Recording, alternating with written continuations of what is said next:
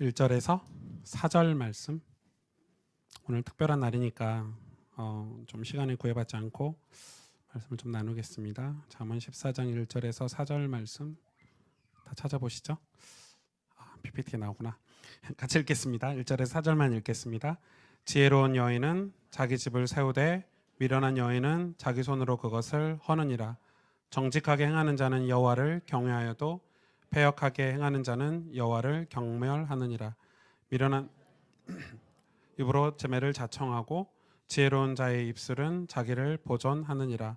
소가 없으면 구유는 깨끗하려니와 소의 힘으로 얻는 것이 많으니라. 아멘. 소 키워보셨어요? 예, 저 어렸을 때 저희 집에 소를 한 2마리 키웠는데 엄청 귀찮거든요. 소밥 여물 이렇게 늘 먹여야 되죠. 때 되면 얘 풀 먹이로 갔다 와야 되죠. 또 얘 싼 똥 뭐 이런 거 다 치워야 되죠. 그래서 제 생각에 소가 없었으면 좋겠다 하는데 이 소가 일을 해줘서 농사도 잘 지을 수 있고 나중에 이 소가 새끼 나서 그 소를 팔아가지고 학비도 이렇게 부모님 대주시고 오늘 그 얘기죠. 소가 없으면 깨끗해요. 이 집도 그렇죠. 사람이 안 살고 활동을 안 하면 집은 깨끗해요. 아이가 없으면 집이 깨끗하고 한빈이만 없으면 한빈이가 저희 집에 없으니까 저희 집이 지금 최고 깨끗한 상태를 계속 유지하고 있는데 그 깨끗한 게 목적이 되면 안 되죠. 그러니까 우리는 개혁을 하고 갱신을 하는데 두려워하면 안 되는 거예요. 그 복잡한 믿음의 사건을 두려워하면 안 되는 거예요.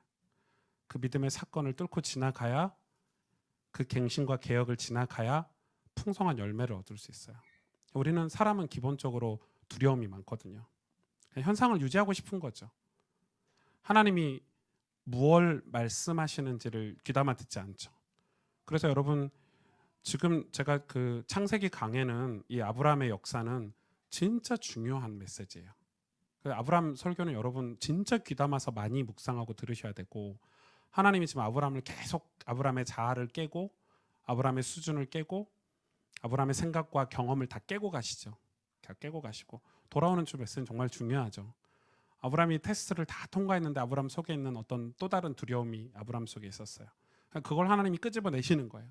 왜냐하면 하나님이 아브라함을 믿음의 조상으로 이 열국의 아비로 이 그리스도의 계보를 이 아브라함을 통해서 시작하게 하려고 하는데 아브라함이 자꾸 그 자리에 머물려고 하는 상황과 환경이 계속 발생하니까 사건을 주셔서 그걸 끄집어내시는 거예요. 소가 없으면 구유는 깨끗해요. 우린 깨끗하게 살 수 있어요. 정직하게 살 수 있고 그냥 아무 문제 없이 안정하고 번영을 이루면서 살 수 있어요. 그런데 하나님은 소의 힘으로 우리를 얻게 하시는 게 있는 거예요. 그래서 지금 이 잠언 14장 메시지는 그래서 이야기를 하는 거 시작을 이렇게 하는 거예요. 지혜로운 여인은 자기 집을 세우되 이렇게 시작을 하는 거예요. 여러분 집 세우는 게 얼마나 깝깝해요. 깝깝하잖아요. 근데 여러분 집이 없으면 아무것도 할 수 없어요. 집에서 모든 교육이 일어나고 모든 일들이 벌어지고 여기서 우리가 자라고 커서 큰 인물들이 되기도 하고 귀중한 사람들이 되기도 하는 거예요. 근데 사람들은 이 집 세우는 걸 싫어해요. 똑같은 거거든요.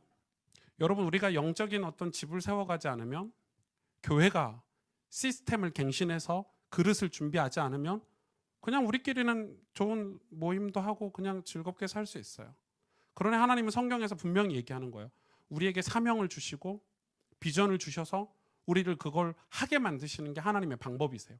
그걸 주셨고 기회를 주셨는데 못하면 하나님 다른 촛대로 옮기시는 거예요. 촛대로 옮기시는 거예요. 그건 엄청 두려운 일이죠. 하나님은 지금 하실 일이 있는 거예요. 우리를 통해서 하나님이 하실 일이 있는 거예요. 그래서 우리에게 뭘 요구하시냐면 너희 믿음이 성장하길 원하고 너희 믿음이 성숙하길 원하는데 그 믿음이 뭐냐는 거예요. 믿음이. 우리 그 믿음에 대해서 얘기를 하는 거예요. 그래 내일 바이블 스쿨 때는 주로 그런 얘기를 할 건데 그 믿음에 대해서 얘기를 할 건데 여러분 그 믿음이 뭐냐는 거예요. 우리가 갖는 믿음이 아니에요.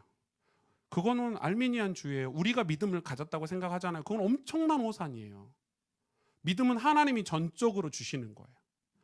전적으로 하나님의 은혜로부터 나오는 게 믿음이에요. 우리는 우리가 믿음을 가졌다고 생각하고 우리가 믿음이 자라야 된다고 생각하지만은 그건 엄청나게 틀린 얘기예요. 믿음은 하나님 우리에게 주시는 거예요. 그래서 이 이 초대 교부 터툴리안이라는 사람은 이 복음의 두 가지 적을 이야기했어요. 이 하나님의 복음, 여러분 복음 다 아시죠? 이 복음의 두 가지 적을 얘기했는데 그게 하나가 종교고 하나가 비종교예요. 뭐예요? 전부잖아요. 복음의 두 가지 적을 얘기했는데 하나가 종교고 하나가 비종교예요. 종교가 적이 될 수 있는 거예요. 여러분 우리가 종교 생활에 빠지고 종교적인 활동에 빠져버리면 복음하고 아무런 상관없이 유대인들처럼 바리새인들처럼 그렇게 할 수 있어요. 우리가 지금 오늘 짧은 시간이지만은 우리가 믿음을 갖는다는 거에 대해서 여러분 고민을 많이 해보셔야 돼요. 전 청년 대학생들이 믿음이 회복되길 원해요. 많은 사람들이 믿음이 있대요. 그런데 진짜로 삶을 보면 정말 그들의 삶을 보면 믿음과 아무 상관없이 사는 사람들이 너무 많아요. 왜요? 하나님이 주시는 비전들, 하나님 주신 사명이 없어요. 그것을 위해서 살려고 하지 않아요. 그건 믿음이 아니에요. 그냥 내가 잘 먹고 잘 살기 위해서, 내 성공을 위해서, 내 인생을 위해서 사는 것은 믿음이 아니에요, 여러분. 그거는 종교예요. 비종교와 똑같이 판단했어요. 초대 교부들은. 종교나 비종교가 똑같이 판단했어요. 오히려 예수님은 종교 생활하는 사람들 더 악하다 그랬어요. 하나님이 원하시는 것은 믿음이에요. 믿음을 통해서 우리에게 하시고자 하시는 사역이 있는데 그게 뭐예요? 예수 그리스도의 영원한 사역이에요. 영원한 예수 그리스도의 사역이에요. 그 구원 사역이에요. 여러분 우리가 그게 우리 인생의 비전으로 있지 않으니까 자꾸 우리끼리 감정 싸움하고 갈등 싸움하고 교만하고 낙심하고 사는 거예요. 우리가 복음을 진짜 깨우치고 복음이 뭐다는 걸 알게 되면 우리의 사역은, 우리의 삶은 또 다른, 전혀 다른 이 종교와 비종교를 뛰어넘어서 다른 삶을 살게 되는 거예요. 복음을 알면. 그런데 여러분 이 복음을 우리가 모르고 이 믿음이 무엇이라는 걸 잘 모르면 우리는 되게 어렵죠. 저는 오늘 우리가 영적 성장 서약서라는 주제로 이렇게 여러분과 오후에 이제 청년들의 영적 성장 서약서를 작성하고 우리 모두가 다 30명 되는 청년들이 다 짧게 스피치처럼 다 발표를 했는데 되게 감사했어요. 되게 좋았어요. 그러나 우리가 큰 틀에서 우리의 영적 성장이 왜 필요한지, 그 영적 성장의 끝을 방향을 어디다가 두고, 골을 어디다가 두고 가야 되는지 여러분 기도 제목을 좀 오늘 붙잡았으면 좋을 것 같아요. 오늘 중요한 그 말씀을 나누기 전에 이 하나님 나라, 이 복음이 하나님 나라가 구축되는, 이게 뭘 통해서 구축하시냐면 하나님은 교회를 통해서 구축하시는데 이게 저는 세 가지라고 생각을 해요. 이 많은 성경학자들이, 성교학자들이 하는 얘기예요. 첫째가 복음이에요. 하나님 나라를 구축하는데 가장 필요한 게 당연히 복음이죠. 복음이죠. 근데 이 복음에 대해서 우리가 생각을 많이 해봐야 돼요. 제가 정말 요즘 그 공부를 많이 하고 있는데 요즘 제가 빨리 안식월이 오기를 기대하고 있는데 이 공부하는 시간이 너무 작으니까 이 복음이 우리가 되게 좀 고민을 많이 해야 돼요. 왜냐하면 요즘 이야기하는 이 사람들이 이야기하는 복음. 여러분 복음이 뭐예요? 한마디로 얘기하면은 하나님의 은혜를 통해서 하나님 만나는 길이 복음이죠. 하나님 은혜를 통해서 예수 그리스도를 우리에게 주셨는데 그 예수 그리스도를 통해서 하나님 만나는 길이 복음이에요. 그렇죠? 그게 복음이에요. 그게 쉽게 이야기하면 그게 완전한 복음인데 이 복음에 대한 교리가 너무 얕아요. 그러니까 이 복음이 그냥 단어나 어떤 지식이나 어떤 만들어진 형태의 문장으로만 우리에게 이해가 됐지 이 복음이 뭐 제가 이야기하잖아요. 은혜를 통해서 하나님 만나는 길 대신 예수 그리스도가 복음이야. 그래서 다들 그렇게만 알고 있는 거예요. 하나님 만나는 길, 예수 그리스도, 복음. 그런데 그게 전부인 거예요. 그리고 이 복음이 어디에 빠져 있냐면 실용주의에 빠져 있어요. 우리 청년 대학생들이니까 조금 어려운 단어를 쓸게요. 복음이 너무 실용적인 거예요. 야, 복음 가졌으니까 우리가 돈을 잘 벌어야지. 복음 가졌으니까 공부를 열심히 해서 우리가 성공해야지. 복음 가졌으니까 교회가 부흥해야지. 이런 실용주의에 다 빠져버렸어요. 그러니까 원래 복음이 주는 어떤 하나님 복음을 통해서 하시고자 하시는 하나님 당신의 뜻과 계획과 상관없이 복음이 실용주의에 딱 빠져버린 거예요. 복음을 이용하는 거죠. 복음을 활용하는 거죠. 더 놀라운 것은 이 복음에 대한 성찰이 없는 시대가 됐어요. 복음이 올바른 복음인지, 우리가 복음으로 올바르게 지금 이 우리 공동체가 가고 있는지, 이 복음 운동이, 전도 운동이 올바르게 가고 있는지 아무도 성찰을 하지 않아요. 그냥 복음이면 돼 하면서 여기까지 쌓여왔던 거에 대한 스탑이 없어요. 여러분, 우리 인생은 스탑이 필요해요. 계속 달리면 안 돼요. 스탑하고 내 인생을 잠깐 벗어나서 삼자 입장에서 내 인생을 보는 시간이 필요해요. 그걸 가깝게는 매일 해야 돼요. 그게 묵상이에요. 그리고 좀 크게는 여러분이 이번에 우리가 네팔도 다녀왔지만은 잠시 우리 인생을 떠나서 우리 인생을 삼자 입장에서 살펴볼 필요도 있어요. 내 인생을 진짜 하나님 앞에서 바르게 살고 있는가? 매주 할 수도 있죠. 그게 예배라고 저는 생각해요. 예배 시간마다 우리 인생을 좀 살펴보고 돌아보고, 내가 정말 하나님 앞에서 바른 신앙생활 하고 있는지 우린 늘 우리를 돌아보고 성찰하는 시간이 필요해요. 그런데 지금 이 복음주의자들은 이 자아 성찰이 사라졌어요. 왜요? 교만하고 오만하고 우리만 복음이 있어, 우리만 잘하고 있어, 다른 데는 다 틀렸어, 이런 이 자아 성찰이 없는 이 아주 문제 속에 빠져 있는 거예요. 제 얘기가 아니에요. 현대 선교학자들의 얘기예요. 여러분, 그래서 이 복음은 우리에게 뭘 주냐면 은혜를 선물로 줘요. 복음은, 이 은혜는 어디서 오냐면요, 복음에서 와요. 그렇죠? 이 복음의 은혜가 우리의 모든 사역 가운데 적용이 돼야 돼요. 사실은 우리가 사역하는 데 있어서 이 복음의 깊은 은혜가 우리의 모든 사역 가운데 다 적용될 수 있어야 돼요. 그게 굉장히 중요해요. 조금 더 얘기를 해볼까요? 복음에 대해서. 그래서 저는 이 복음이 정말 우리 사역 가운데 실현되고 정확하게 해야 되는데, 많은 사람들이 이 복음에 대해서, 복음이 얼마나 대단한 건지 사람들이 다 인식이 안 돼요. 저는 이 복음에 대해서 지속적인 묵상이 필요하다고 생각해요. 복음은 항상 묵상해야 돼요.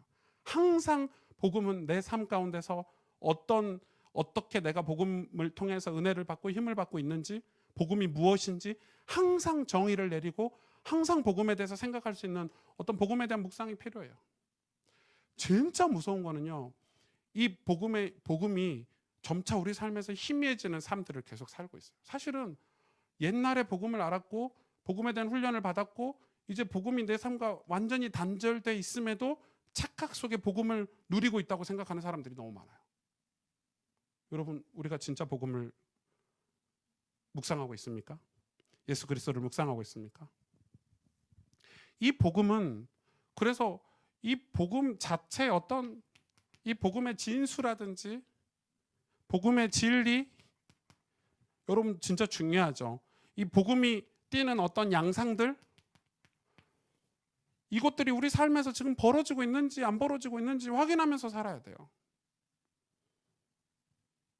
여러분이 진짜 제자라면, 정말 중요한 사람들이라면 하나님께, 이거는 어떤 프로그램으로 될 수 있는 게 아니죠. 여러분, 이게 무슨 프로그램으로 복음을 깨닫고 복음에 대해서 감사와 감격이 나올 수 있겠습니까? 복음은 뭐예요? 복음은 좋은 충고가 아니에요. 성경에서 복음은 굿뉴스라고 그랬어요. 기쁜 소식. 성경에서 복음에 대해서 정의를 내리고 있는데 그냥 굿뉴스래요. 기쁜 소식이래요. 그래야 복복자의 소림자를 써서 복음이라고 우리가 한문으로 복음을 굿뉴스, 가스펠이에요. 가스펠. 근데 굿뉴스인데, 기쁜 소식인데, 이게 어떤 삶의 행위나 방식이나 반응이 아니에요. 복음이 어떤 우리의 삶의 행위가 아니라니까요. 야, 쟤 되게 복음적이다, 이게 아니라니까요. 와, 어떤 반응이 아니에요. 그러니까 복음은 뭐예요? 정말 쉬운 거예요. 내가 혹은 우리가 구원받았어, 이 소식을 전하는 거예요. 기쁜 소식. 내가 구원받았어. 내가 예수 그리스도의 십자가의 복음으로 예수 그리스도의 그 은혜로 말미암아 내가 구원받았다는 소식을 선포하는 기쁜 소식이 복음이에요. 그러니까 이게 어떤 행위가 아니라니까요. 그래서 이 복음에 대해서 굉장히 선명하게 우리는 어떤 인지를 가지고 있어요. 그래서 무엇으로부터, 어떤 위험으로부터 우리가 구원받았죠? 무엇으로부터 구원받았죠? 그거 굉장히 중요하죠. 첫째는 죄로부터. 또 하나가 있어요. 죄로부터 구원받았어요. 여기서 벗어났어요. 또 하나가 있어요. 하나님이 죄 때문에 주시는 심판, 다시 말해서 성경에는 진노라는 단어를 더 많이 썼죠. 진노로부터 벗어나는 거예요. 이 두 가지로부터 우리가 벗어나는 거예요. 그게 구원이에요. 다시 말해서 죄와 진노 때문에 뭐가 됐죠? 우리가 하나님과 단절이 됐어요. 단절. 여러분, 이게 인간의 상태예요. 하나님과 단절. 놀랍게도 종교를 가진 기독교인들이 하나님과 단절된 상태를 살고 있는 거예요. 바리새인들처럼. 여러분, 좀 어렵죠. 우와, 맨날 기도하고 맨날 성경 읽고 맨날 교회 가서 봉사하고 직무를 감당하는데도 하나님과 단절될 수 있어요? 성경이 그렇다라고 얘기를 하는 거예요. 왜? 이 사람들이 복음을 모르니까. 하나님이 지금 예수 그리스도의 영원한 생명의 사역 구원을 이루고 계시다는 그 흐름과 상관없이 내 인생을 살고 있는 걸 종교라 그러는 거예요. 이 기쁜 소식을 전하는 거에 관심이 없고 그냥 내 삶을 유지하기 위해서 복음을 이용하는 걸 종교라고 얘기하는 거예요. 그러니까 성경은 한 가지를 얘기하고 있어요. 기쁜 소식을 전하는 거. 하나님의 관심은 이것밖에 없어요. 이걸 우리가 전도라고 하고 선교라고 하는 거죠. 과연 우리가 그 일에 관심이 있냐? 과연 우리가 그 일을 위해서 인생을 준비하고 쓰임받기 위해서 하나님 앞에서 기도하고 있냐? 지금 그 이야기를 하는 거예요. 하나님과 단절되면 이거를 모를 수밖에 없죠. 하나님의 소원, 하나님의 마음을 우리가 모를 수밖에 없죠.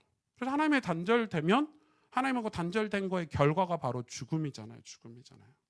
그래서 하나님과 우리의 관계를 바로잡기 위해서 예수 그리스도가 이 땅에 오셨고, 그죠? 그 예수 그리스도를 믿음으로 요한일서 3장 14절에 믿음으로 우리의 신분이 바뀐 거예요. 그리스도인이 된 거예요.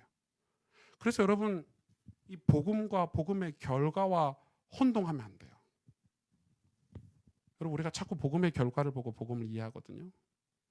어른들이 복음의 결과가 있잖아요. 예를 들어서 쉽게 말하면 복음을 받아들이면 우리 삶은 변화돼요. 그래서 선행을 하게 돼요. 그러나 선행이 복음은 아니에요. 우리가 예수 그리스도를 받아들이고 우리 삶이 변화돼서 착한 행실을 하게 되지만 착한 행실이 복음은 아니라 이거예요. 우리가 이거에 대한 구분이 분명하게 있어야 돼요.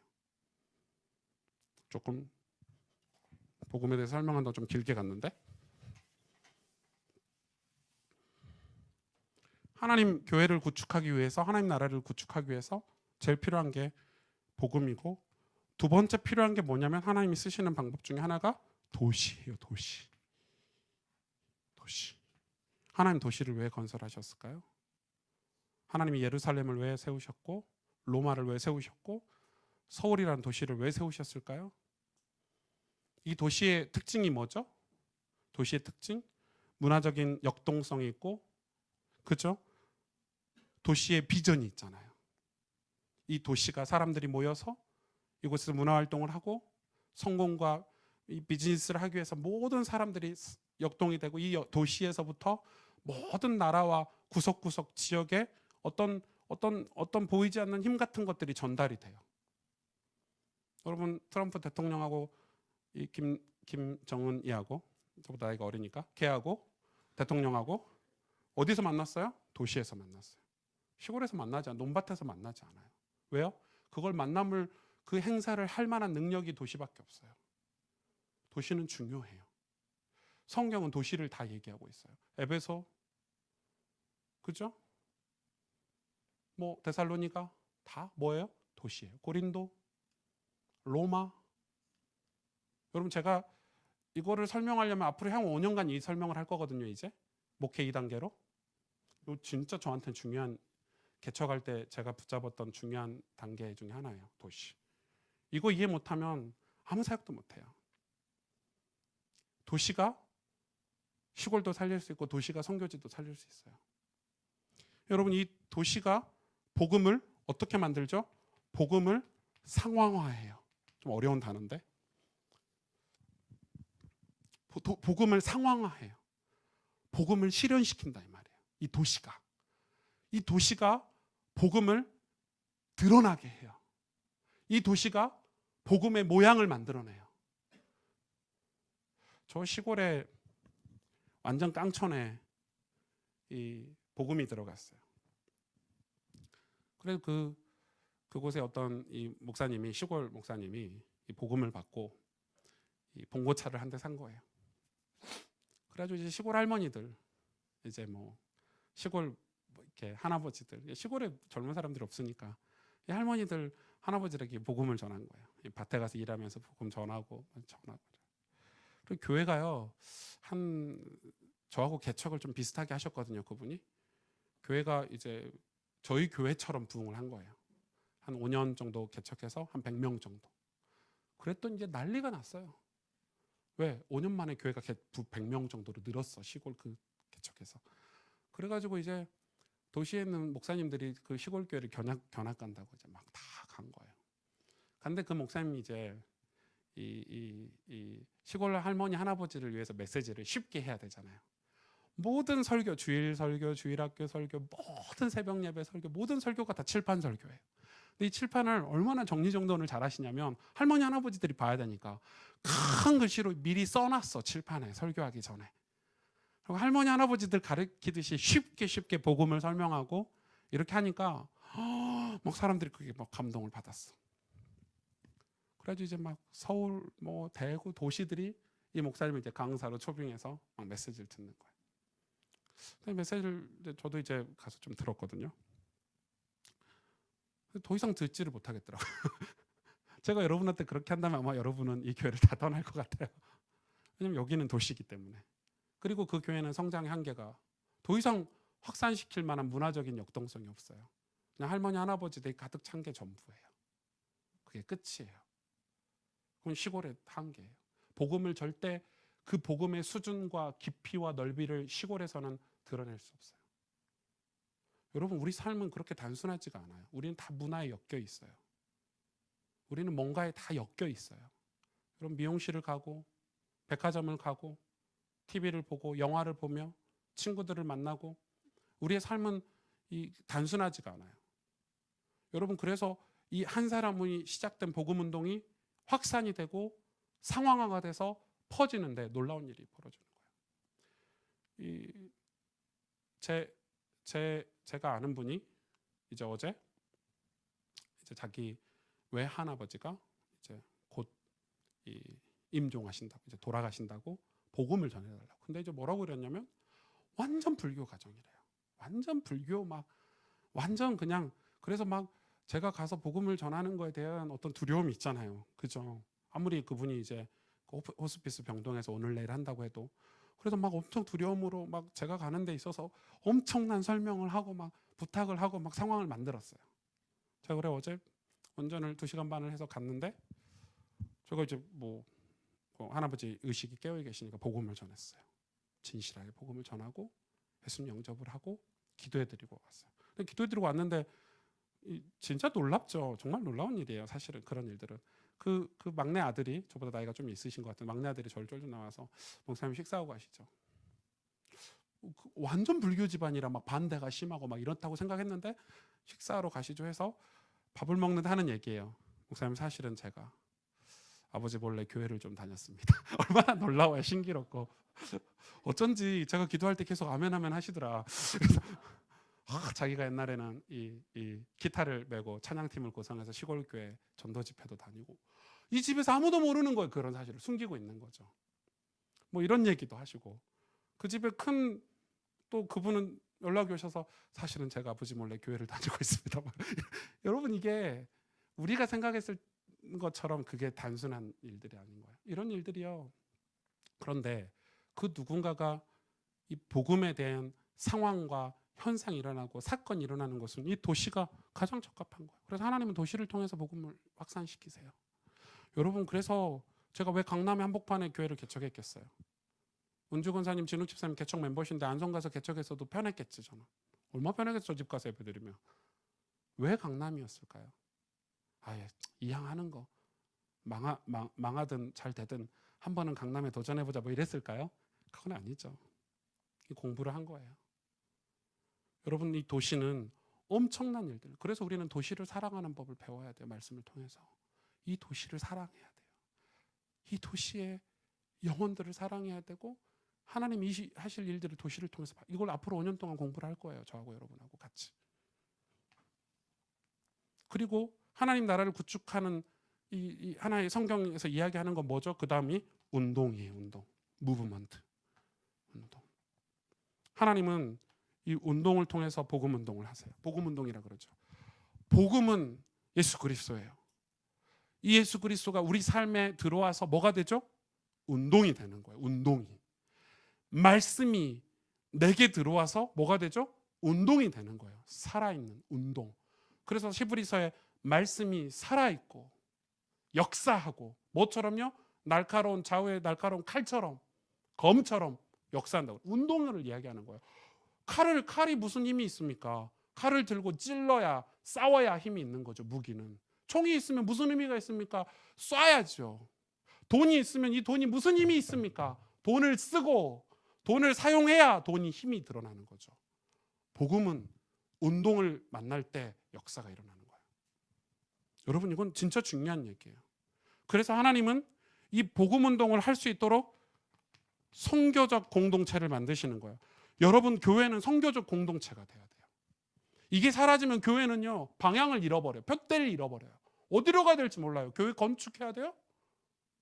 아유, 목사님이 어디 힘 좀 얻게 뭐 총회장 이런 거 하려고 교회 목회해요? 방향을 선교적 공동체가 아니면 이 공동체는 표류하게 되는 거예요. 그래서 교회들이 타락하는 거예요. 교회가 더 이상 할 게 없는 거예요. 교회가 더 이상 할 게 없으니까 교회가 타락하기 시작하는 거예요. 여러분, 교회는 평생 선교적 공동체가 돼야 돼요. 그걸 위해서 뭐 해야 되는 거예요? 운동하는 거예요. 그래서 선교적 공동체가 돼서 뭐 하는 거죠? 세상에 참여하는 거예요. 교회는 세상에 참여해야 돼요. 우리가 네팔에 참여하고 비브리지를 통해서 어려운 이웃들에 참여하는 거 다 선교적 공동체가 하는 일들이에요. 여러분, 이건 중요한 거죠. 그리고 이 운동은 뭐가 있죠? 이 운동의 특징이 뭐죠? 역동성 있죠. 역동성. 살아있는 거예요. 운동은 이 선교적 공동체가 운동의 역동성을 통해서 뭐가 필요해요? 서로 협력하고, 그죠? 여러분, 이건 진짜 중요해요. 여러분, 혼자 역동성이 나타날 수 있을까요? 제가 복음을 받았어요. 막 혼자 뭔가 하면 될 것 같은데 혼자는 할 수 있는 게 아무것도 없어요. 그래서 저는 지난 개척을 해서 제가 우리 개척 멤버들한테는 처음 설교할 때 그랬죠. 향후 한 5년 정도 예배 공동체가 생기고 이 교회 한 100여 명 정도 제자들이 생기면 그때부터 목회를 본격적으로 시작하겠다. 왜냐하면 사람이 있어야 무슨 운동을 하든 말든 할 거 아니에요. 선교가 사람이 있어야 뭘 선교를 하든 말든 할 거 아니에요. 우리가 뭐 미디어 선교니 이 문서 선교니 수많은 성경에서 말씀하고 있는 이 선교의 역동적인 선교 공동체가 해야 될 일들은 이 운동은 사람이 없으면 할 수 없는 거예요. 그래서 이 역동성을 위해서 우리는 협력하는 거예요. 다른 사람과 함께 되고 협력하고 함께하는 마음의 상태가 될 때 이 운동이 벌어질 수 있는 거예요. 그래서 여러분, 교회는 자리나 직분에 연연하면 안 돼요. 다른 교회를 회의적으로 바라봐서도 안 돼요. 왜? 우리는 이 운동을 위해서는 다른 교회와 연합할 수 있어야 돼요. 이 운동, 하나님의 복음 운동을 위해서 우리 교회가 희생할 수도 있어야 돼요. 안 그렇습니까? 맞죠? 우리 교회가 서로 함께 갈 수도 있어야 돼요. 그래서 도시 전체를 향하신 하나님의 비전을 적극적으로 추진할 수 있어야 돼요. 전 그렇게 생각해요. 그래서 저는 서울의 교회들을 연구하고 공부하는 거예요. 도대체 저 목사님 어떻게 이 도시에서 선교를 하려고 준비하고 계시나? 저 교회는 어떻게 선교하고 계시나? 그럼 우리 교회는 우리 교회 위치에서 우리 교회가 할 수 있는 사역은 무엇인가? 협력해서 함께 뛰어야 될 우리 교회에 주신 하나님의 비전과 계획은 무엇인가? 이걸 생각을 하는 거예요. 그런데 우리가 이 일을 두고 오늘 우리가 뭘 공부하고 있죠? 지금 영적 성장이라는 주제로 공부를 하고 있어요. 그래서 오늘 잠언서에는 뭐라고 얘기하냐면 집을 지으래요. 집을. 여러분 이건 진짜 중요한 메시지예요. 여러분 인생에 뭘 지어야 되죠? 집을 지어야 되는 거예요. 영적으로 성장하는 것은 집을 짓는 거래요. 잠언서에서 이걸 뭐라고 얘기했냐면 하나님께서 지혜래요. 지혜. 저는 이게 이해가 확 되거든요. 확 되거든요. 저는 이제 옛날에는 머리가 나쁠 때는 이렇게 머리가 나쁘고 공부를 잘 안 할 때는 이렇게 단순했어요. 1 플러스 1은 2다. 그러니까 목사님이 무슨 설교를 하시면 아멘하고 그 설교를 그냥 단순하게 했어요. 그러니까 학교 가서 복음 전하래요. 그래 학교 가서 복음 전했어요. 옛날엔 그랬단 말이에요. 그냥 순종, 그게 순종인 줄 알았어요. 그래서 성경을 보고 이 성령의 역사를 좀 체험하고 나니까 진짜 복음 전하는 건 뭐가 필요하냐면 이 분위기를 만드는 거예요. 학교에서 복음을 전하기 위해서 제가 그때 실수한 거예요. 그냥 막 복음 전했어요. 이 아이가 뭘 필요로 하는지, 이 아이가 어떤 가정에서 자라고 있는지, 이 아이가 지금 상황이 어떤지를 전혀 파악하지 않고 그냥 복음을 전했어요. 그리고 학교 분위기, 우리 학교의 어떤 상황들을 이해하지 않고 그냥 막 복음 전했어요. 그러니까 예수님 영접은 해. 열매는 없어요. 왜? 집을 짓지 않았어요. 근데 이제는 알아요. 지금은 집을 지어야 돼요. 그러니까 지금은 복음을 이 구조적으로 이해를 하는 거예요. 이 하나님의 교회를 구조적으로 이해를 하는 거예요. 단계를 밟아가야 돼요. 그릇을 준비하지 않고 시스템을 만들지 않으면 전도는 반드시 한계가 있어요. 왜? 성경은 전부 시스템 얘기예요. 전부 시스템 얘기예요. 그래서 여러분 이 베드로 같은 사람을 하나님이 귀하게 쓰셨지만 사실 이 안디옥 교회나 이 바울로 빨리 넘어간 거는 이 복음에 대한 이거에 대한 지혜가 없기 때문에 한계에 딱 부딪혔거든요. 막 복음 전하는 건 막 시도 때도 없이. 우리 단체도 한동안 그런 문제가 있었죠. 막 대책 없이 막 이렇게 나만 아는 복음, 너는 모르지 뭐 이런 식으로 대책 없이 하니까 지금은 이제 완전 달라졌죠. 여러분 한 나라를 살리려고 해도 계획이 있고 전략이 있고 전술이 있어야 돼요. 복음 전하면 돼요? 여러분 네팔 가서 막 복음 전하면 돼요? 우리가? 아무렇게 막 사역하면 돼요? 우리 만족을 위해서? 거기는 한계가 있는 거예요. 여러분 우리 신앙도 마찬가지예요. 영적으로 여러분이 성장하는 그림을 이 베이스를 만들어야 돼요. 그래야 여러분이 진짜 하나님이 주신 사명도 그 안에서 담을 수 있고 하나님 앞에 찬송과 영광 돌리는 인생도 살 수 있으려면 여러분 인생의 어떤 큰 밑받침을 그려야 되는 거예요. 그 집을 짓는다고 표현하고 있어요. 잠언서에는. 오늘 잠언서에 그런 얘기를 하고 있잖아요. 집을 세우면 그 안에서 살고 교제하고 성장할 수 있어요. 열매를 맺을 수 있어요. 여러분 근데 우리는 신앙생활 하는데 내 영적인 어떤 그라운드가 없어요. 내 영적인 어떤 집이 없어요. 그냥 교회 다니는 거예요. 이렇게. 그리고 어떤 내 삶 속에서 내 어떤 도시에서 살아가는 삶 속에서 어떤 아무런 운동을 경험하지 않고 그냥 예수 믿는다는 어떤 나는 예수 믿는 사람이야. 난 가스펠교회 성도야가 전부인 거예요. 내 삶이 어떤 그런 영향력이 전혀 없는 하나님의 영향력 안에서 살아가는 어떤 아무런 시스템이 내 삶에 없는 거예요. 여러분 이해가 되세요? 지금 제가 무슨 얘기를 하는지? 잠언서에서는 뭘 얘기하고 있죠? 소가 없으면 구유가 깨끗하니까 좋지. 그래 그렇게 살면은 깨끗해. 네 삶은 깨끗하게 살 수 있어. 하나님의 뜻도 모르고 하나님의 계획도 모르고 그냥 네 삶을 깨끗하게 정리정돈하면서 살 수 있어. 그러나 소가 있어야 얻을 수 있지 않아. 우리가 영적인 사건이 우리 삶에 벌어져야 돼요. 여러분 집이 불신자 가정이면 예수 믿으려면요 반드시 사건이 있어야 예수 믿어요. 안 그래요? 뭔 일이 있어야 돼요. 뭔 일이 벌어져야 돼요. 뭔가 있어야 되는 거예요. 집에 뭔 일이 터져야 돼요. 뭔 일이 터져야 복음이 들어갈 수 있어요. 그런데 우리는 그 먼 일이 터지기 싫어해요. 그래서 예수 믿는 거를 적당히 조용히 아무런 시스템을 만들지 않고 그냥 혼자 조용히 아무도 예수님 믿는 걸 몰라. 그거를 그냥 인간적으로도 모를 뿐더러 영적인 것도 아무런 영적인 확장성이 없어. 그러니까 여러분 보세요. 그냥 불신자고 전혀 다를 바가 없어요. 이게 종교 생활하는 사람이나 비종교인이나 똑같아요. 어우, 너 교회 다니네? 장로님이네? 권사님이네? 이거 말고는 없어요.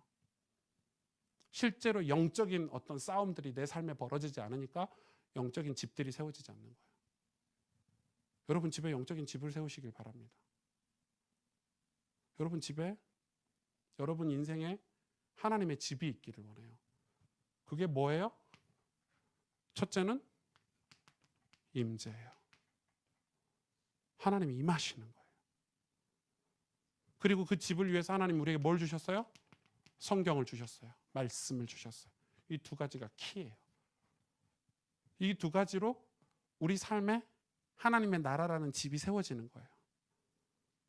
여러분 인생에 하나님 나라가 있는 거예요. 이런 사람은 조금 달라요. 교회 다니는 것도 다르고 신앙생활하는 것도 달라요. 사람들 의식하지 않아요. 그러나 사람들과 동역하고 협력해요. 이런 사람들은 생활 패턴도 달라요. 안 그러겠어요? 하나님의 임재가 내 삶의 중심에 있는데 내 삶의 루틴도 달라져요. 아침에 일어나서 뭘 해야지 고민하지 않아요. 아침에 일어나면 무릎부터 꿇어야죠. 아니 하나님의 임재 속에 사는 사람인데 아침에 일어나면 무릎부터 꿇어야죠. 하나님 우리 가정에 복음의 역사가 시작되게 해주세요. 무릎부터 꿇어야 되는 거 아니에요? 불신자 가정이면? 우리 형, 우리 엄마, 우리 아빠가 예수님 안 믿고 있는데 그냥 살아요? 그러니까 삶은 평안할지 모르고 좋은 집 사고 좋은 차 타고 그냥 살지 모르지만 하나님하고는 아무 상관없는 인생을 계속 살아가는 거예요. 여러분 우리가 지금 왜 영적인 성장을 해야 되고 갱신하고 개혁해야 된다는 걸 그 타겟을 이해하고 가셔야 돼요. 우리 만족을 위해서요? 아니요. 그럼 성경 읽은 거 자랑하려고요? 아니라니까요. 하나님의 목적이 있어요. 우리 인생을 향한 하나님의 신실하신 복음을 이루시려는 계획이 있단 말이에요. 여러분 그거 아니면 우린 제자가 아니에요. 여러분 그걸 우리가 찾아야 돼요. 그래서 하나님이 주시는 축복들을 다 하나님은 집을 통해서 이루세요. 여러분 인생에 이런, 그래서 이걸 뭐라고 그래요? 성경에서는 성전. 다윗 보고 뭐라고 그랬죠? 다윗의 장막. 지금 성경에서 쓰는 단어들이에요. 성전, 장막. 신약에 와서는 하나님의 교회. 성삼위 하나님께서 함께 하시는 교회. 여러분 이게 이 집을 세우는 작업을 해야 되는 거예요. 이 집을 세우려다 보니까 힘들어요? 안 힘들어요? 힘들죠. 뭐가 필요해요? 내 인생을 정직하고 진실되게 살펴보는 단계가 필요해요. 그래서 뭐가 필요하냐면 이 컨설팅이 필요해요. 영적인 컨설팅이 필요한 거예요. 이게 진짜 안 돼요. 여러분 컨설팅을 아무나 합니까? 제 인생 컨설팅 좀 해주세요. 이야기할 수 있어요? 엄청 자존심 상해요. 여러분 근데 이게 돼야 돼요. 내 신앙을 컨설팅할 수 있어야 돼요. 여러분 매해, 매주, 예배 시간마다 그리고 인생의 중요한 사건들, 믿음의 사건들이 벌어질 때마다 컨설팅 해야 돼요. 영적인 컨설팅이 있어야 돼요. 집을 세우기 위해서는. 그래서 인생이 뭐가 그려져야 되냐면 영적인 청사진들이 그려져야 돼요. 어떤 조감도 같은 게 생겨야 될 거 아니에요. 그래야 집을 짓든 장막을 짓든 성전을 짓든 하겠잖아요. 내 인생의 교회를 세우기 위해서. 그러기 위해서는 내 인생의 자존심을 내려놓고 하나님 앞에서 나를 바라보고 정직하고 진실되고 신실하게 바라보는 내 자아를 점검할 수 있는 컨설팅이 필요한 거예요. 하나님이 이 작업 하시는 거예요. 그래서 아브라함을 완전 바닥까지 내리시잖아요. 완전 바닥까지. 너 나 인정해. 네가 나를 주인으로 삼고 있어? 언제까지요? 아브라함이 될 때까지. 지난주 엄청난 일을 했어도 하나님 아브라함이라는 이름을 안 주셨어요. 왜? 아직 이게 안 됐어. 컨설팅이. 바닥까지 안 간 거예요. 그래서 하나님이 사용하시는 사람의 특징은 바닥까지 가게 해요. 바닥까지. 진짜예요, 여러분. 그게 두렵다니까. 그 믿음의 사건이 두려워서 신앙생활 대충 하시는 분들이 계시는데 어리석은 거죠. 아브라함이 어떤 복을 받았어요? 여러분 인생도 신앙 말고 복음 말고 그냥 인생도 멋지게 살려면 내 성격, 내 것 다 버려야 돼요. 그리고 받아들여야 돼요. 안 그래요, 여러분? 받아들여야 돼요. 배워야 돼요. 교육받아야 돼요. 근데 교육받기 싫어하는 사람의 특징 교만하잖아요. 저것들이 가르치는 거 뭐 배워서 뭐 하겠어. 이 교만이 우리 속에 있으면 절대 배우려고 하지 않아요. 내가 제일 잘하는데 더 이상 배워서 뭐해. 여러분 주로 이게 나이가 들거나, 죄송해요, 나이 드신 분들 얘기하는 건 아니지만 주로 나이가 들거나 어떤 전문적인 기술을 갖고 계시면 주로 그런 마음이 드는가 봐요. 잘 안 들어요. 제가 영적 성장 서약서 씁시다 했는데 아무도 이 설교를 귀담아 듣지 않았어요. 관심 없어요. 왜? 난 영적으로 성장했다고 생각하는 사람들은 들을 이유가 없는 거예요. 맞죠? 이거 써서 내는 걸 창피하게 생각해요. 이걸 써서 누군가와 쉐어하는 거를 부끄럽게 생각해요. 그러면 내가 못하는 게 다 들통나는데, 이런 수준인 거예요. 그게 아니잖아요. 그럼 저는요, 제가 뭐 오늘도 써서 여러분 앞에 읽었지만 제 거를 엄청 수준 낮잖아요. 그럼에도 불구하고 우리가 이 하나님께서 우리를 이 컨설팅 하시는 사건들이 우리에게 주어지는 거예요. 여러분 인생에 사건들이 있어요. 근데 그 사건들이 무슨 꼭 우리가 생각하는 어떤 뭐 병이나 교통사고나 이런 것만 아니에요. 하나님의 말씀을 통해서 깨닫게 하시는 사건도 있고요. 어떤 특별한 어떤 우리가 느낄 수 있는 확실한 방법을, 하나님의 음성을 듣게 하는 방법들이 있어요. 제일 좋은 거는 말씀으로 깨닫는 거예요. 하나님 깨닫는 거예요. 제가 이건 정말 좀 중요한데, 그래서 하나님은 여기서부터 이 컨설팅을 통해서 청사진을 우리에게 그려주신단 말이에요. 이게 뭐예요? 하나님은 그래서 이 청사진 조감도가 믿음이에요. 믿음은 보이지 않지만 바라는 것들의 실상이에요. 이 청사진 조감도가 우리에게는 믿음이란 단어로 표현이 되는 거예요. 믿는 거예요. 아브라함이 하나님의 말씀을 믿음에 하나님께서 그것을 의로 여기셨더라. 갈라디아서 6장에 그렇게 기록되어 있죠. 아브라함이 하나님을 믿음에 하나님께서 그것을 의로 여기셨더라. 얼마만큼 우리 것을 다 버려야 하나님을 믿을 수 있겠어요? 얼마만큼 우리의 모든 것을 버려야 그 보이지도 않고 깝깝한 하나님. 아브라함이 얼마나 답답했을까요? 자기 재산을 의지하고 자기의 백그라운드를 의지하고 자기 조카를 의지하고 자기가 가지고 있는 힘을 의지했는데 하나님은 계속 버리라는 거예요. 내가 너와 함께 하겠다. 내가 너를 열국의 아비로 세우겠다. 내가 너를 믿음의 조상으로 세우겠다. 제발 좀 버려라. 나를 좀 붙잡아라. 근데 그게 안 믿어지는 거예요. 인간 입장에서는. 하나님이 보이지도 않죠. 어디 좀 계시면 좋겠는데, 음성이라도 선명하게 들려주시면 좋겠는데. 여러분 그렇잖아요. 그런데 그걸 버릴 때 하나님 보이는 거예요. 그래서 여러분 믿음은, 이 믿음의 영적인 컨설팅을 하나님이 하시는데 여기서 청사진 조감도가 생기기 시작해요. 보이는 거예요. 와, 여러분 이건 신기한 일이에요. 제가 이게 이 믿음이라는 게 확 들어오는데, 성경을 보면서, 책을 보면서, 하나님 앞에 기도하면서 성령의 도우심으로 믿음이라는 게 보이는데, 이거는 제가 용기가 없을 뿐이에요. 저도 용기가 없어서 힘들 때가 있는데, 너무 막 고통스러울 때가 있는데, 왜? 주변 환경이 다 아니라고 얘기하니까. 그런데 그 청사진이 보이기 시작하니까 가는 거예요. 뚜벅뚜벅. 그래, 가보자. 하나님 말씀하셨잖아. 하나님 가라고 하셨잖아. 가보자. 이 교회 개척할 때도 그랬어요. 물론 임 목사님이 옆에 있어서 위로가 많이 됐지만 엄청 두려웠어요. 내가 할 수 있을까? 내가 서울이라는 곳에 시골 촌놈이 가서 교회를 세울 수 있을까? 이걸 감당할 수 있을까? 또 개척해서도 수많은 사람들의 말들, 수많은 그런 상황들, 아무도 이해해 주지 못하는 그런 어려움들, 내 현실 문제들. 그런데 보이는 거예요. 기도할 때마다, 말씀을 펼칠 때마다, 교회 와서 무릎 꿇을 때마다, 기도할 때마다. 여러분 그래서 가는 거예요. 그게 믿음이에요. 청사진이 보이니까. 그런데 놀랍죠. 그걸 내려놓고, 내 것을 내려놓고 하나님의 것을 붙잡으니까 하나님이 축복하시는데, 이거는 뭐 대책 없어요. 대책 없어요. 그래서 뭐라고 얘기합니까? 보세요. 2절에 보세요. 정직하게 행하는 자는 여호와를 경외하여도. 정직하기 때문에 경외할 수 있는 거예요. 정직하지 않으면요, 절대 여호와 경외 못해요. 내가 최고인데 어떻게 여호와를 경외해요? 인간이 자기의 모습을 정직하게 이야기를 해야 하나님을 경외할 수 있어요. 패역하게 행하는 자는 여호와를 경멸하느니라. 여러분 죄악 속에 있는 사람은 하나님 싫어해요. 그렇죠? 3절에 보세요. 미련한 자는 교만하대요. 하나님이 보실 때는 IQ가 낮은 사람이 미련한 게 아니라 교만한 사람이 미련한 사람이에요. 이 교만은, 성경에서 이야기하는 교만은 자랑이라는 단어하고 달라요. 하나님을 대적하는 교만을 얘기해요. 그러니까 막 착하게 산다고 해서 와, 저 사람 겸손하다 이렇게 이야기하시면 안 돼요. 착하게 살아서 하나님을 대적하잖아요. 그 착함 때문에. 그건 종교예요. 하나님 대적하는 거예요. 여러분, 이건 굉장히 중요해요. 근데 중요한 얘기를 하고 있죠. 교만의 입으로 매를 자청하고. 이 매는 무슨 매예요? 하나님의 매죠. 네. 매를 자청한대요. 지혜로운 자의 입술은 자기를 보존하느니라. 여러분, 그래서 우리는 말도 조심해야 돼요.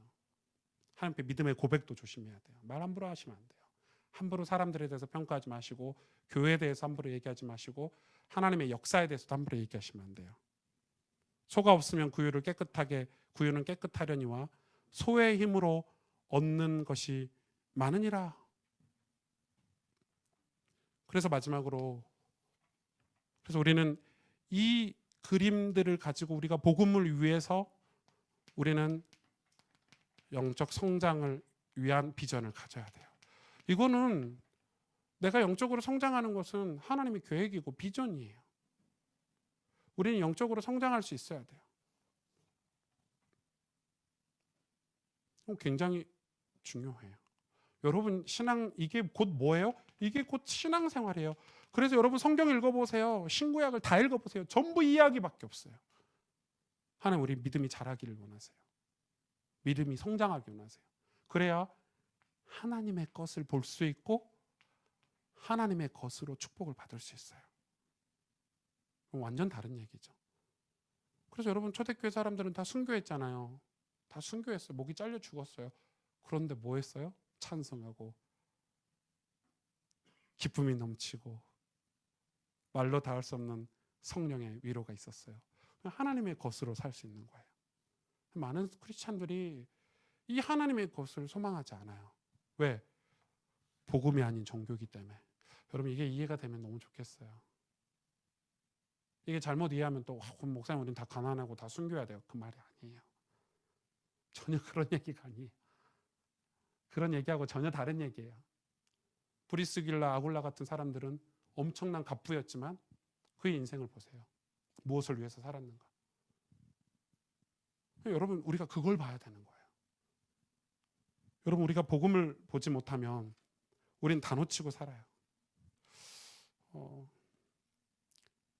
복음이 우리 삶에 형성되도록 살아야 돼요. 그게 영적 갱신이에요. 영적으로 성장한다는 것은 복음이 회복되는 거예요. 규모 있게 사는 게 아니에요. 아침에 일찍 일어나서 성경 읽자가 아니에요. 여러분, 이게 이해가 되세요? 목사님 시켰으니까 기도를 하루에 한 번씩 하자. 예배를 일찍 가서 지각하지 말자. 좋은 거예요. 그게 왜? 복음 형성에 도움되니까. 복음이 회복되는 거예요. 왜 성경을 봐야 됩니까? 성경에 복음을 기록해 놓고 있기 때문에. 왜 성령의 도우심을 기도하면서 성경을 봐야 됩니까? 성령의 도우심이 없으면 성경을 읽어도 문자적으로밖에 안 읽히기 때문에. 여기서 복음을 발견할 수 있어야 되고, 그 복음에 감동이 있어야 되고, 그 복음으로 하나님과 나 사이에 단절됐던 게 깨지고 소통이 돼야 되는 거, 살아있는 관계가. 그럼 내 삶은 달라져요. 여러분, 하루를 시작하면서 복음으로 하루를 시작한다고 생각해 보세요. 그 감사와 감격으로 사람을 만나고 일을 하고 이 도시를 사랑하고 이 도시에서 살아가며 교회를 섬기고 공동체를 이루어서 복음을 전하는 사역을 산다면 우리 인생은 복되는 거예요. 그걸 위해서 경건이라는 삶을 우리에게 주신 거예요. 경건이 목적이 아니라니까요. 자칫하다가 영적 성장해야 되니까 영적으로 성장해서 뭐 할 건데요? 복음 아니면 성장해서 뭐 할 건데요? 그냥 사세요. 복음도 아닌데 영적으로 성장해서 뭐 할 건데요? 차라리 그냥 사는 게 도움돼요. 차라리 영적으로 성장해가지고 종교질하면 더 방해해요. 복음에. 차라리 신앙 없는 게 나아. 아시죠? 무슨 말인지. 교회에서 복음 못 깨달은 분들이 경건 생활 많이 하면요, 남정죄예요. 새가족들 막 방해해요. 그런 사람도 있어요, 없어요? 교회? 많죠. 세고 셌어요. 목사도 복음 모르면 교회 방해돼요. 싹군이에요, 싹군. 여러분, 복음이라는 게 없어버리면 우리 사역은 다 문제가 되는 거예요. 어떤 사역도. 그러나 복음이 있으면 부족한 사람의 그 작은 헌신, 그냥 미소, 웃는 것도 사역에 동참이 되는 거예요. 인사 한마디도, 손 한번 잡아주는 것도 감동이 되고 성령의 역사가 되는 거예요. 복음은 그렇게 중요한 거예요. 우리가 진짜 복음 앞에 서 있냐? 그래서 여러분, 이 복음이 내 삶에 역사하고 운동할 수 있도록 집을 짓는 거예요. 영적 성장은. 여러분, 내 삶이 점차 확산이 되는 거예요. 복음의 삶이. 내일 이제 복음과 삶에 대해서 말씀을 드릴 거고, 내일 중요한 시간을 좀 가질 건데, 여러분 오늘 짧은 시간이에요. 제가 청년들한테 메시지를 하는 거예요. 지금 오늘 밤 제 이 설교의 타겟은 청년들이에요. 우리 젊은이들이에요. 왜? 젊은이들이 이게 없으면, 복음에 대한 환상이 없으면 이 교회를 다닐 이유가 없어요. 저는 이 교회를 복음 때문에 세웠어요. 교회 자체를 세운 게 아니에요. 교회는 세고 셌잖아요. 이 가스펠 교회는 복음 운동하기 위해서 세운 교회예요. 그래서 이제 지난 5년 동안 기본 베이스를 깔았다고 생각하기 때문에 하나님이 허락하신 어떤 시스템을, 예배 공동체가 세워졌다고 생각하고 이제는 복음 운동을 할 거예요.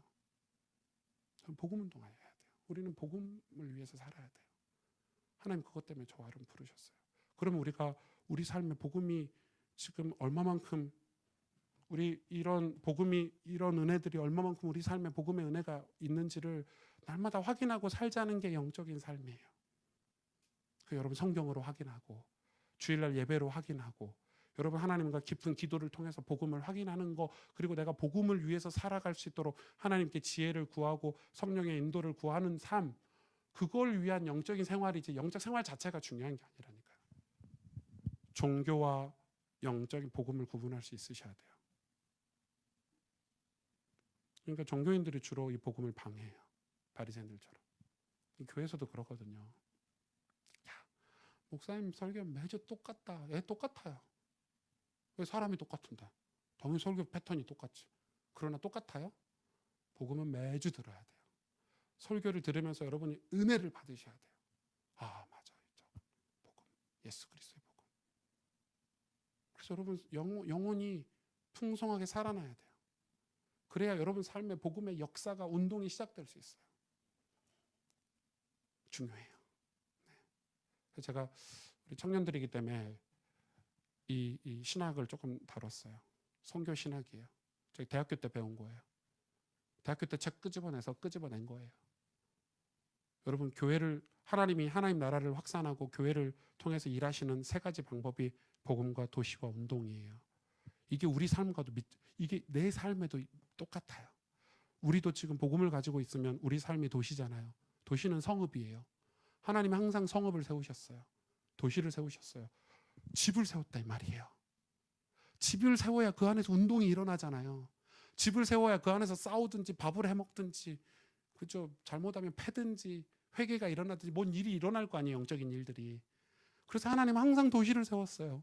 우리 개인에게도 하나님 항상 도시를 세워요. 그게 하나님 나라예요. 하나님 나라가 세워져 있어야 뭐 할 수 있죠? 복음 운동이라는 걸 할 수 있어요. 운동이라는 걸 할 수 있어요. 연합하기도 하고, 전문성을 준비하기도 하고, 내 달란트를 사용하기도 하고, 은사를 개발하기도 하고. 그래서 하나님은 그 일을 위해서 우리에게 컨설팅이라는 걸 하신다는 거예요. 컨설팅, 영적인 컨설팅. 너를 조종하겠어, 내가, 이런 거예요. 내가 너희를 미세 조정. 하나님 우리를 조종하세요. 성경은 늘 우리를 조종해요. 아브라함을 하나님 뒤에서 조종하시잖아요. 사건과 환경을 통해서, 사람들을 통해서, 어떤 무엇인가를 통해서 조종하시고, 결정적으로 하나님 말씀으로 아브라함을 조종하세요. 아브라함이 틀린 길 갈 때 갑자기 나타나시죠. 임재하시죠. 아브라함아. 아브라함이 낙심했거든요. 두려움 때문에. 이번 주 설교예요. 낙심해서요. 하나님이 자녀 준다고 그랬는데 10년째 내가 지금 헌신하고 봉사하고 이 테스트 다 통과했는데 자녀를 안 주시네? 해가지고 이상한 엘리에셀이라는 이상한 애를 데려다가 하나님 앞에 이렇게 얘기했어요. 하나님, 얘가 내 자손인 것 같아요. 내가 낳은 애보다 얘가 좀 더 괜찮은 애예요. 하나님이, 아브라함아 두려워하지 마라. 내가 너에게 약속했지 않냐. 네 후손을 통해서 무별처럼, 무별을 보라. 무별은 매니스타즈 아닙니까? 많은 별, 무시 뭐 이렇게 불이 무자예요. 아무튼 무별을 봐라. 그러니까 지금 하나님은 우리를 계속 컨설팅 하시는 거예요. 그러니까 여러분이 이 컨설팅하는 자리에 있어야 되는 거예요. 그게 예배라고 저는 생각해요. 그게 여러분 묵상하는 시간이에요. 그리고 우리가 성교를 가는 것. 여러분 우리 활동 중에 그런 우리 자신을 컨설팅하고 갱신하고 개혁하는 시간이 있어야 되는 거예요. 이 갱신 개혁은 내가 규모 있게 살자는 게 아니라니까요. 내가 다른 사람들보다 좀 바르게 살자가 아니라니까요. 하나님하고 소통하기 위한 갱신이고 개혁인 거예요. 복음이라는 걸 놓치지 않고 복음을 붙잡고 살아가는 방법이 갱신이고 개혁인 거지. 우리가 복음하고 상관없이 갱신 개혁을 뭐하러 해요? 그거는 세상 가서 컨설팅 회사 가서 배우면 되지. 안 그래요? 기도합시다.